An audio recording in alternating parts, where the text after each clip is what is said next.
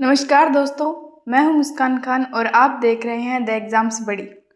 आज मैं आपको एक ऐसा सवाल पूछने वाली हूं जिसका जवाब शायद आपने कभी सोचा भी नहीं होगा। अगर आज से 3000 साल बाद कोई व्यक्ति हमारे समय का इतिहास लिखना चाहे, तो वह कैसे लिखेगा? क्या वो सिर्फ हमारी किताबें पढ़ेगा? क्या वो सिर्फ अखबार पढ़कर बता देगा कि 21वीं सदी के लोग कैसे थे, यानी कि 21वीं सदी है वो कैसी थी? नहीं, बिल्कुल नहीं। वो हमारे शहरों की खुदाई करेगा, हमारे घरों को देखेगा, हमारे सिक्कों को देखेगा, हमारे बर्तनों को देखेगा, हमारी सड़कों, मंदिरों, मस्जिदों, फैक्ट्रियों और यहाँ तक कि कूड़े के ढेर तक का अध्ययन करेगा। और फिर इन सभी साक्ष्यों को जोड़कर हमारे समय की कहानी इतिहासकार लिखेगा। दोस्तों, इसी प्रक्रिया को कहते हैं इतिहास का निर्माण। अब आते हैं, इतिहास आखिर बनता कैसे है? दोस्तों, इतिहास कभी भी एक ही प्रमाण से नहीं लिखा जाता है। अगर ऐसा किया जाए तो इतिहास नहीं कहानी बन जाएगी। इसीलिए इतिहासकार अलग अलग प्रकार के प्रमाण इकट्ठा करता है।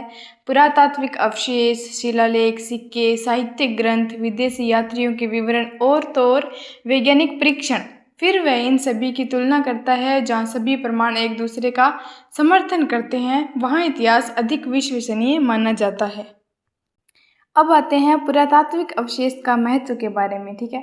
तो चलिए एक छोटी सी कहानी सुनिए। सबसे पहले कल्पना कीजिए, एक पुरातत्वविद राजस्थान के एक छोटे से गांव में खुदाई कर रहा है।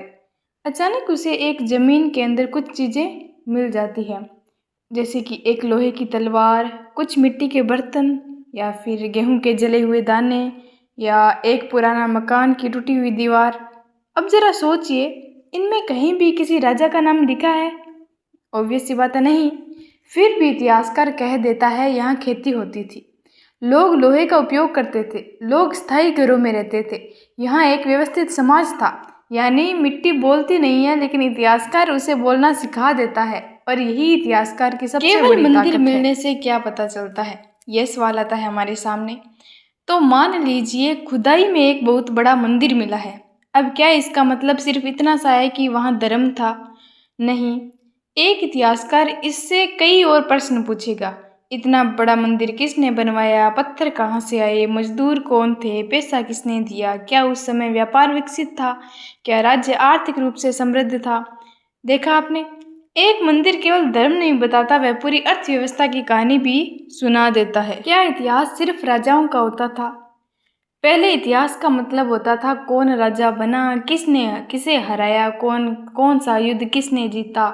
लेकिन आज इतिहास की परिभाषा बिल्कुल बदल चुकी है। आज इतिहासकार यह भी जानना चाहता है कि किसान कैसे रहते थे, महिलाओं की स्थिति कैसी थी, व्यापार कैसा था, गांव और शहर कैसे विकसित हुए थे, आम जनता का जीवन कैसा था। यही आधुनिक इतिहास लेखन की सबसे बड़ी विशेषता है। अब हमारे सामने एक मजेदार सा सवाल आता है। मान लीजिए किसी राजा ने अपने शिलालेख में लिखवा दिया है कि मैंने पूरी दुनिया जीत ली है। क्या इतिहासकार तुरंत इसको मान लेगा? बिल्कुल नहीं। वह सबसे पहले प्रमाण ढूंढेगा। क्या उस राजा के सिक्के दूसरे देशों में मिले हैं? क्या वहाँ उसका कोई शिलालेख मिला है? क्या वहाँ उसके शासन के प्रमाण मिले हैं? अगर नहीं, तो इतिहासकार समझ जाएगा कि वह राजा की प्रशंसा हो सकती है, पूरी सच्चाई नहीं है। इसीलिए कहा जाता है इतिहास विश्वास से नहीं प्रमाण से लिखा जाता है। एक और महत्वपूर्ण बात, शुरुआती समय में पुरातत्वविद पहले पुराने ग्रंथ पढ़ते थे। यानी कि जो शुरुआती समय में थे वो जो कि पुरातत्वविद थे, वह पहले पुराने जो ग्रंथ होते थे वह उनको पढ़ते थे। फिर उन्हीं जगहों पर खुदाई करते थे, लेकिन हर बार खुदाई में वह नहीं मिला जो ग्रंथों में लिखा था, ठीक है? यहीं से इतिहासकारों को समझ आया कि हर लिखी हुई बात अंतिम सत्य नहीं हो सकती। इसीलिए आज इतिहास लेखन में सबसे ज़्यादा महत्व दिया जाता है तुलना, प्रेक्षण और वैज्ञानिक दृष्टिकोण को। इतिहासकार का वैज्ञानिक दृष्टिकोण हमेशा अलग अलग बातों से लिंक करता है। किसी एक स्रोत पर वह कभी भरोसा नहीं करेगा। जो कि एक अच्छा इतिहासकार होगा वह सभी स्रोतों की तुलना और आलोचनात्मक अध्ययन करेगा। वह तथ्यों के पीछे के कारणों को समझने का पूरा पूरा प्रयास करेगा और निष्पक्ष और तर्कसंगत और प्रमाण आधारित निष्कर्ष निकालता है। एक अच्छा इतिहासकार होता है वो। याद रखना, आधुनिक इतिहास है जो लेखन का आधार केवल साहित्य ही नहीं है उसका, बल्कि पुरातत्व, शिलालेख, सिक्के, वैज्ञानिक तकनीक और विभिन्न स्रोत यानी कि बहुत सारे जो अलग अलग स्रोत हैं उनका तुलनात्मक अध्ययन, यही एक अच्छे इतिहासकार की पहचान है। ठीक है, इतिहासकार है वह पुरातत्व है, शिलालेख है, सिक्के हैं या फिर साहित्य है, इन सभी को एक समान करके तुलनात्मक अध्ययन करता है। और आधुनिक इतिहास लेकिन बहु स्रोत पर आधारित होता है, यानी कि अलग अलग स्रोत से वह अध्ययन करके ही इतिहास की पुष्टि पर आता है। इतिहास का उद्देश्य है अतीत को समझना और वर्तमान को जानना और भविष्य को अच्छी दिशा देना। और यह विभिन्न स्रोतों का तुलनात्मक अध्ययन ही एक सच्चा इतिहास देता है और इतिहास कल्पना पर नहीं प्रमाणित सत्य की याद रखना, इतिहास एक पहेली है जिसके हर टुकड़े को जोड़कर ही अतीत की पूरी तस्वीर बनती है। आगे हम बात करते हैं इतिहास का निर्माण कैसे कैसे होता है। ठीक है, मान लीजिए एक गांव का बुजुर्ग कहता है हमें कि हमारे गांव में 4000 साल पहले एक बहुत बड़ा राजा रहता था। अब क्या इतिहासकार है वो तुरंत इस बात को मान लेगा? नहीं, वह वहाँ खुदाई करवाएगा। अगर खुदाई में उस समय के मकान, बर्तन, औजार, सिक्के या कब्रें मिलती हैं तभी उस दावे की पुष्टि होगी। यही कारण है कि इतिहास में विश्वास से ज़्यादा महत्व प्रमाणों का होता है। यानी किसी भी ग्रंथ में एक बात लिख दी गई हो और इतिहासकार को बोला जाए कि इसको पढ़ो और यही सच्चाई है, तो इतिहासकार तुरंत उस बात को नहीं मानेगा। वह पहले पुरातात्विक साक्ष्यों की खोज करेगा, फिर वहाँ से खुदाई करेगा, अवशेष प्राप्त करेगा, वहाँ से मिलने वाले जो औजार है, सिक्के हैं, कब्रें हैं आदि, इन पर उनके दावे की अगर पुष्टि होगी तभी वह इतिहास की पुष्टि करेगा। ठीक है, इसीलिए कहा जाता है इतिहास में विश्वास से ज़्यादा महत्व प्रमाणों का है। ठीक है, अब आते हैं गांधार ग्रेव कल्चर पर। अब सोचिए, अगर हमें ऋग्वैदिक काल के लोगों के बारे में जानना हो तो क्या करेंगे? क्या सिर्फ ऋग्वेद पढ़ लेंगे? नहीं, इतिहासकार उन जगहों की भी खोज करेगा जहां उस समय के लोग वहां रहते थे। ऐसा ही एक महत्वपूर्ण संस्कृति है गांधार ग्रेव कल्चर। यह है जो मुख्य रूप से वर्तमान उत्तर पश्चिम पाकिस्तान और अफगानिस्तान के क्षेत्रों में मिली है हमें। राजस्थान से इधर साइड में, जो कि अफगानिस्तान और पाकिस्तान के क्षेत्र है, वहाँ पर हमें मिलती है। और इस संस्कृति की सबसे बड़ी पहचान क्या है पता है? यहाँ घोड़े के उपयोग के प्रमाण मिले हैं, यहाँ मृतकों को दफनाने की विशेष परंपरा का प्रमाण मिले हैं, कब्रों में जो दैनिक उपयोग की वस्तुएं रखना होते थे उनके प्रमाण मिलते हैं। अब इतिहासकार इन सब की तुलना ऋग्वेद में वर्णित समाज से करता है। अगर दोनों में समानताएं मिलती है तो ही हमारी समझ और मजबूत होती है, और यही इतिहास निर्माण की वैज्ञानिक परंपरा या फिर प्रक्रिया है। अब एक और संस्कृति हमारे सामने आती है, वो है पेंटेड ग्रे वेयर। ठीक है, PGWB कहा जाता है इनको शॉर्ट में। अब मैं आपसे एक सवाल पूछती हूँ कि अगर किसी जगह से केवल भूरे रंग के बर्तन मिले हों जिन पर काले रंग की डिजाइन बनी हो, तो क्या वे सिर्फ बर्तन है? नहीं, वे हमें बताते हैं कि उस समय लोग किस तकनीक से बर्तन बनाते थे और उनका रहन सहन कैसा था और वह किस सांस्कृतिक स्तर पर पहुंच चुके थे। इसीलिए इसे पेंटेड ग्रे वेयर कल्चर कहा जाता है। कई इतिहासकार इसे उत्तर वैदिक काल से जोड़कर भी देखते हैं। अब बात आती है सबसे महत्वपूर्ण संस्कृति की, जो है northern black polished where, NBPW। ठीक है, अब समय आगे बढ़ता है और शहर बनने लगते हैं, व्यापार बढ़ने लगता है, सिक्कों का उपयोग शुरू होता है और हमें मिलते हैं चमकदार काले रंग के अत्यंत परिष्कृत बर्तन। इन्हें कहते हैं नर्दर्न ब्लैक पॉलिश्ड वेयर। यह संस्कृति हमें बताती है कि भारत में नगरों का विकास हो चुका था, व्यापार तेजी से बढ़ रहा था और महाजनपदों का दौर अपने चरम पर था। यानी एक छोटा सा बर्तन पूरे समाज का इतिहास बता रहा है हमें। पेंटेड ग्रे वेयर है, इनका काल है लगभग 1200 ईस्वी पूर्व से 600 ईस्वी पूर्व और इनका स्थान है गंगा यमुना दोआब और हरियाणा, पश्चिमी उत्तर प्रदेश। और इनका नामकरण है वह भूरे रंग के बर्तनों पर काले रंग की डिजाइन की विशेषता के कारण ये हुआ है और इनकी विशेषता आगे लिखी हुई है, ये आप देख सकते हैं। और northern black polished where NBPW के बारे में बात करें तो ये इसका काल है 700 ईस्वी पूर्व से 200 ईस्वी पूर्व और इनका स्थान है गंगा घाटी, मगध, कौशल, वैशाली, कौशाम्बी और तक्षशिला आदि में। ठीक है, और इनका नामकरण हो रखा है चमकदार काले रंग के अत्यंत परिष्कृत बर्तन इनके तौर पर, जैसे कि हमने पहले भी बात की है। अब सबसे रोचक प्रश्न हमारे सामने आता है कि क्या रामायण और महाभारत पूरी तरह इतिहास है यह सवाल यूपीएससी में सीधे नहीं सही बल्कि कॉन्सेप्ट के रूप में बहुत महत्वपूर्ण माना जाता है। देखिए, रामायण और महाभारत हमारी संस्कृति की धरोहर है। ठीक है, इसमें उस समय के समाज, राजनीति और परंपराओं की हमें झलक मिलती है। ठीक है, इनमें उस समय के समाज और राजनीति की परंपराओं की झलक तो मिलती है, लेकिन एक इतिहासकार हर बात को बिना प्रमाण स्वीकार नहीं करता है। यह हमने बहुत बार जान लिया है। वह हमसे पूछता है कि क्या पुरातत्व भी इसकी पुष्टि करता है। अगर करता है तो ही इतिहास और मजबूत हो जाता है, अगर नहीं करता तो इतिहासकार सावधानी बरतता है, और यही वैज्ञानिक इतिहास लेखन है। आगे हम बात करते हैं अयोध्या का एक उदाहरण लेकर। मान लीजिए कोई कहे ये घटना इसी स्थान पर हुई थी। इतिहासकार क्या करेगा? वह उस स्थान की खुदाई करेगा, मिट्टी की परतों का अध्ययन करेगा, फिर जो अवशेष मिलते हैं उसकी कार्बन डेटिंग विधि से टाइम पीरियड का पता लगाएगा और फिर निष्कर्ष निकालेगा। यानी इतिहास में भावना नहीं, प्रमाण चलते हैं। ठीक है, आगे बात करते हैं कि याद रखिए, एक अच्छा इतिहासकार न तो किसी ग्रंथ को पूरी तरह नकारता है और न ही आंख बंद करके किसी ग्रंथ को स्वीकार कर लेता है। वह हमेशा पूछता है एविडेंस क्या कहता है, और यही इतिहासकार और कहानीकार में सबसे बड़ा अंतर होता है। अब तक हमने समझ लिया कि इतिहास केवल कहानियों से नहीं बनता है, बल्कि अलग अलग साक्ष्यों को जोड़कर ही बनाया जाता है।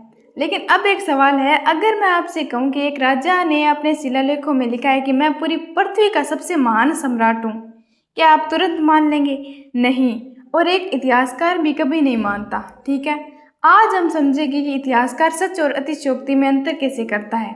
तो सबसे पहले शिलालेख क्या होते हैं, इसके बारे में जानते हैं। कल्पना कीजिए, आज आपने अपनी उपलब्धियों फेसबुक या फिर इंस्टाग्राम पर पोस्ट कर दी। 1000 साल बाद अगर कोई फिर से वही पोस्ट पढ़े तो उसे लगेगा कि आपकी ज़िंदगी में कभी कोई परेशानी आई ही नहीं। ठीक यही बात प्राचीन शिलालेखों पर भी लागू होती है। राजा अक्सर अपनी जीत, दान और महानता को पत्थरों या स्तंभों पर खुदवा देता है, लेकिन क्या उनमें हमेशा पूरी सच्चाई लिखी होती थी? जरूरी नहीं है। इसलिए इतिहासकार केवल शिलालेख देखकर निष्कर्ष नहीं निकालता है। नेक्स्ट हम बात करते हैं समुद्रगुप्त का उदाहरण लेकर। अब एक प्रसिद्ध उदाहरण लेते हैं समुद्रगुप्त की प्रयाग प्रशस्ति का। इसके लेखक थे हरिशयन। अगर आप इस प्रशस्ति को पढ़ेंगे तो लगेगा कि समुद्रगुप्त ने लगभग पूरे भारत को जीत लिया था। लेकिन इतिहासकार यही नहीं रुकता है। वह पूछता है कि क्या उन क्षेत्रों से समुद्रगुप्त के सिक्के मिले हैं, क्या वहाँ उसका प्रशासन मिला है, क्या दूसरे स्रोत है वो भी यही बात कहते हैं। अगर उत्तर हाँ है तो बात मजबूत हो जाती है, अगर नहीं तो इतिहासकार सावधानी बरतता है। अब बात करते हैं सिक्कों की। अब सोचिए, अगर किसी राजा के सिक्के भारत के अलग अलग हिस्सों में मिलते हैं तो इसका क्या मतलब है? ठीक है, पहला मतलब होगा उसका प्रभाव वहां तक पहुंचा था, और दूसरा मतलब होगा उस समय व्यापार सक्रिय था, और तीसरा मतलब हो सकता है राज्य की आर्थिक व्यवस्था विकसित थी। इसीलिए सिक्के केवल मुद्रा नहीं, चलता फिरता इतिहास है। इनसे हमें राजा का नाम, उपाधियां, धर्म, आर्थिक स्थिति और व्यापार की जानकारियां भी मिलती हैं। अब हमारे पास एक और स्रोत है जिसका नाम है पुराण। पुराण हमें राजाओं की वंशावलियां देते हैं। कौन किसके बाद राजा बना, किस वंश का शासक कितने समय तक चला, इन सभी की जानकारी हमें मिलती है। लेकिन इतिहासकार इन्हें भी सीधे स्वीकार नहीं करता है। वह पुराणों की तुलना शिलालेखों, सिक्कों और पुरातात्विक साक्ष्यों से पहले करता है। जब सभी स्रोत एक दूसरे का समर्थन करते हैं तब इतिहास के सभी स्रोत एक दूसरे का समर्थन करते हैं तब इतिहास और अधिक विश्वसनीय बन जाता है। इतिहासकार की सबसे बड़ी ताकत है, उसके बारे में बात करते हैं हम। उससे पहले मैं आपसे एक सवाल पूछना चाहती हूँ। अगर 3 गवाह है, ठीक है, अगर 3 गवाह एक ही घटना के बारे में अलग अलग बातें बताते हैं तो पुलिस क्या करेगी? सभी की बातें मिलाकर जांच करेगी, यही बात निकालेगी ना। इतिहासकार भी बिल्कुल यही करता है। वह किसी एक स्रोत पर भरोसा नहीं कर सकता, बल्कि सभी स्रोतों की तुलना करता है, और यही क्रिटिकल एनालिसिस या फिर आलोचनात्मक अध्ययन कहलाता है।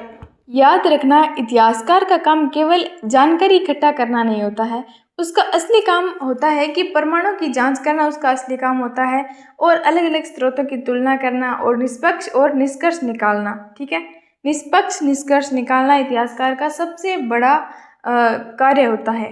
इसीलिए इतिहास को साइंस ऑफ एविडेंस भी कहा जाता है। ठीक है, और इसको क्या कहा जाता है, ऑब्जेक्टिव कंक्लूजन भी कहा जाता है, जिसको निष्पक्ष निष्कर्ष जो कि ये निकालता ही है। यूपीपीएससी या फिर यूपीएससी में अक्सर कॉन्सेप्ट पूछा जाता है कि सबसे विश्वसनीय स्रोत कौन सा है।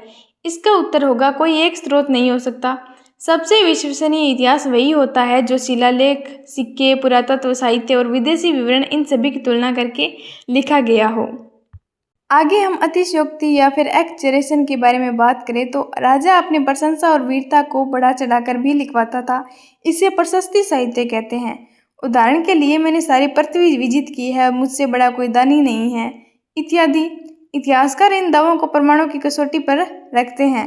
ठीक है, और अतिरिक्त को हटाकर तथ्य बचते हैं, वही इतिहास का आधार फिर बनते हैं। अगर हम स्रोतों के बीच स्रोत मिलते हैं, उनके बीच तालमेल क्यों आवश्यक है, इस पर बात करते हैं। तो भाई, कोई भी जो स्रोत है वह पूर्ण नहीं होता है। ठीक है, हर स्रोत की अपनी सीमा और पक्षपात हो सकता है। जब सभी स्रोत एक दूसरे का समर्थन करते हैं तभी सत्य अधिक निकट पहुंच जाता है। तो इतिहास बहुस्रोत आधारित है, यानी मल्टी सोर्स बेस्ड विषय है। ये हमें सबको पता है। अब तक हमने समझ लिया कि इतिहास बनता कैसे है, इतिहासकार किन किन स्रोतों का उपयोग करता है और क्यों कोई भी स्रोत अकेले इतिहास नहीं लिख सकता। लेकिन अब सबसे बड़ा सवाल आता है, इतिहास पढ़ने की ज़रूरत ही क्या है? क्या इतिहास केवल परीक्षाएं पास करने के लिए है? बिल्कुल नहीं। कल्पना कीजिए, एक व्यक्ति जंगल में रास्ता भूल गया है और उसे दो रास्ते दिखाई दे रहे हैं। उसे समझ नहीं आ रहा है कि कौन सा रास्ता हमारे लिए सही है। तभी उसे ज़मीन पर पुराने पैरों के निशान दिखाई देते हैं और वह उन्हीं निशानों का पीछा करता है और सुरक्षित बाहर निकल जाता है। अब सोचिए, अगर वे निशान ही न होते तो शायद वह कभी बाहर नहीं निकल पाता।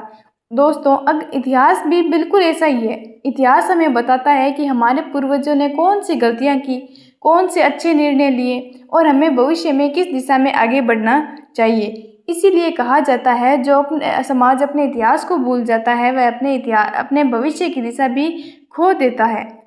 आज जो है, आधुनिक इतिहास केवल युद्धों की कहानी नहीं सुनाता है। आज इतिहास हमसे पूछता है कि किसान कैसे जीते थे, महिलाएं समाज में किस स्थान पर थी, व्यापार कैसे बढ़ा था, नगर कैसे विकसित हुए थे, शिक्षा और संस्कृति का स्वरूप कैसा था। यानी इतिहास अब आम इंसान का इतिहास भी है और यही आधुनिक इतिहास लेखन की सबसे बड़ी विशेषता है। अब जरा सोचिए, किसी इतिहासकार ने पहले ही ये तय कर लिया कि मुझे तो बस यही साबित करना है, तो क्या वह निष्पक्ष इतिहास लिख पाएगा? कभी नहीं। एक अच्छे इतिहासकार में 3 गुण जरूर होने चाहिए। पहला, निष्पक्षता। उसे किसी धर्म, जाति या व्यक्ति के पक्ष या विपक्ष में नहीं होना चाहिए। दूसरा, वैज्ञानिक दृष्टिकोण। हर बात को प्रमाणों की कसौटी पर परखना चाहिए। और तीसरा, आलोचनात्मक सोच। किसी भी स्रोत को आंख बंद करके स्वीकार नहीं करना चाहिए। यही एक सच्चे इतिहासकार की पहचान है। एक और महत्वपूर्ण बात पर बात करते हैं कि परीक्षा में कई बार पूछा जाता है, इतिहास और मिथक में अंतर क्या होता है?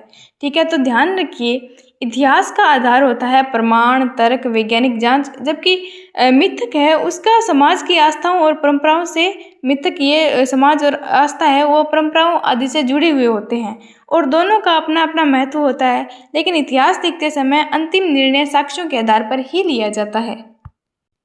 अब मैं आपको एक छोटी सी ट्रिक बताती हूँ कि अगर परीक्षा में प्रश्न आए कि इतिहास के निर्माण में सबसे अधिक महत्वपूर्ण क्या होता है, तो कभी भी केवल एक स्रोत मत लिखिए। हमेशा लिखिए, इतिहास का निर्माण बहुस्रोत यानी मल्टी सोर्स अप्रोच इस पर आधारित होता है। अर्थात पुरातत्व, शिलालेख, सिक्के, साहित्य, विदेशी यात्रियों के विवरण आदि वैज्ञानिक परीक्षण, इन सभी के तुलनात्मक अध्ययन से इतिहास का निर्माण होता है और यही उत्तर आपको सभी दूसरे विद्यार्थियों से अलग बना सकती है। अभी चलिए थोड़ा क्विक रिवीजन कर लेते हैं। आज हमने पढ़ा है कि इतिहास कल्पना नहीं, साक्ष्यों पर आधारित होता है और कोई भी स्रोत अकेले पर्याप्त नहीं होता है। पुरातत्व है, साहित्य है, इन दोनों का तुलनात्मक अध्ययन करना आवश्यक है और शिलालेख, सिक्के और अभिलेख इतिहास की पुष्टि भी करते हैं। इतिहासकार निष्पक्ष और वैज्ञानिक दृष्टिकोण अपनाता है। इतिहासकार का उद्देश्य केवल अतीत का जानना नहीं बल्कि वर्तमान को समझना और भविष्य को बेहतर बनाना होता है। तो दोस्तों, आज हमने इतिहास का निर्माण केवल पढ़ा नहीं है बल्कि उसे महसूस भी किया है।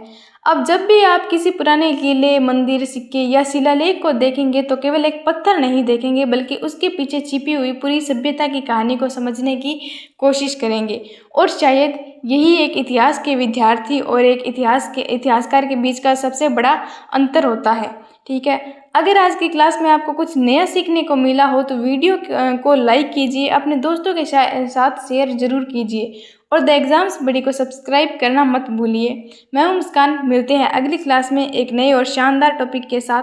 तब तक के लिए पढ़ते रहिए और अपने सपनों की तैयारी को पूरे जुनून के साथ करते रहिए। Thank you. जय हिंद।